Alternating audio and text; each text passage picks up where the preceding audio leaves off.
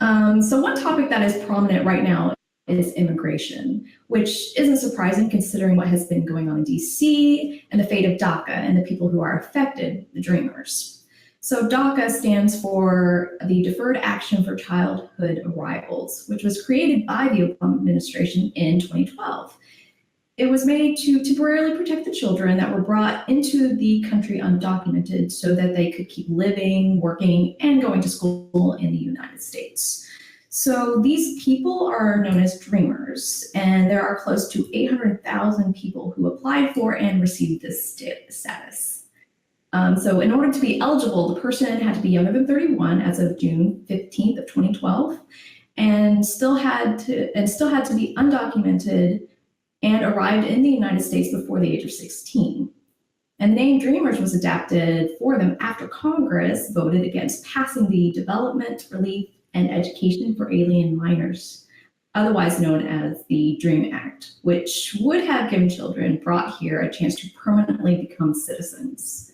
So last year, Trump ended DACA and set March 5th, 2018 as the date for Congress to resolve the status for these Dreamers. If no solution is found, Dreamers will lose permanent work status, their licenses, and worst of all, they could face deportation. And of course, with ICE on the prowl and equipped with a list of over 800,000 names, Dreamers will more likely face deportation. So frankly, the Republicans are holding this over the Democrats' head as a bargaining chip to get what they want, which will include Trump's infamous border wall. And that border wall is set to be built between Mexico and the southern United States.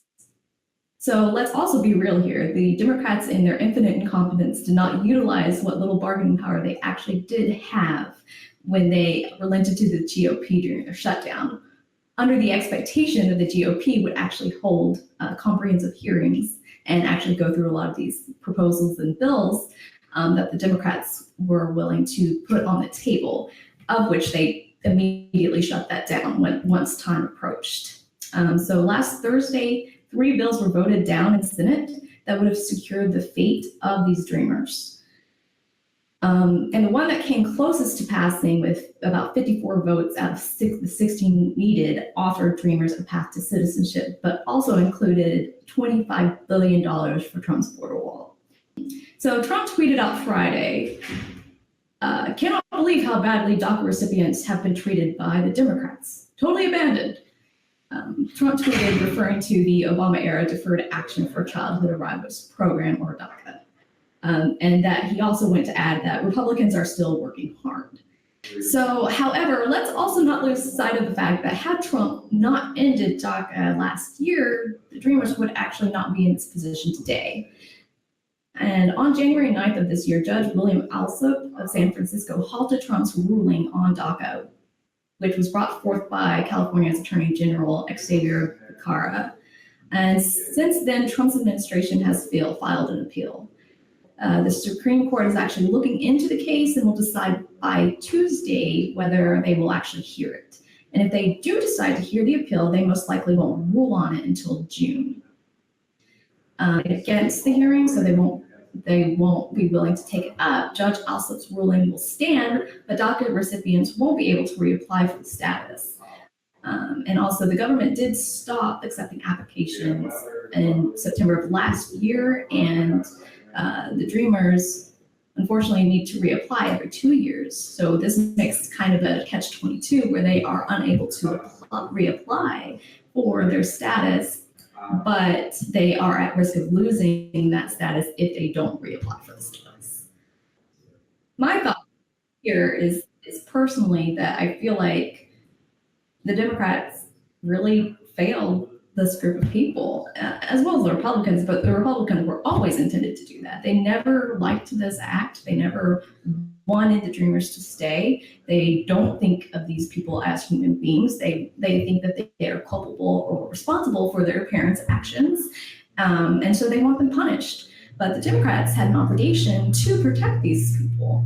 But instead of utilizing what little power they had in the Senate and during the shutdown to actually bargain with the GOP, they relented under the guise of, well, Mitch McConnell promised. When has Mitch McConnell ever kept his promises? Never, ever. And that's always the intention. I mean, here's part of the issue is that when you elect weak Democrats but strong Republicans, you lose the fighting power that you have. And these people are elected to represent us and our will and our wishes, yet they have no fight to do so. And it's infuriating. It's infuriating. I mean, this is just another example of a broken system. Well, I mean, it's not even Democrats, though. 80% of the American people want Dreamers to stay. And that's a sizable plurality of Republican voters, too. And so this is just completely selfish when it's all said and done.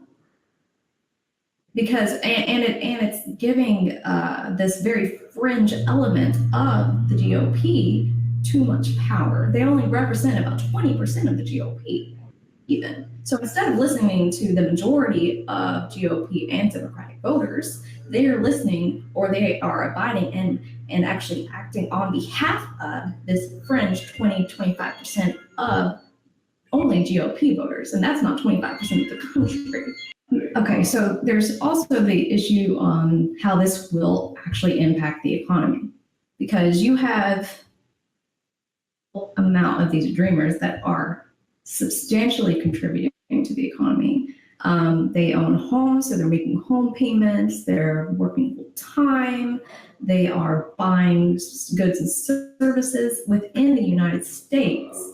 And so this is projected to actually have a sizable impact on the economy. I was reading about it the other day, although I don't have the numbers in front of me. But this just is not a good idea, and all around it's inhumane. And if you are solely one issue voter, and that one issue is on the economy, then this is not a smart way to think either. Because it will have a sizable impact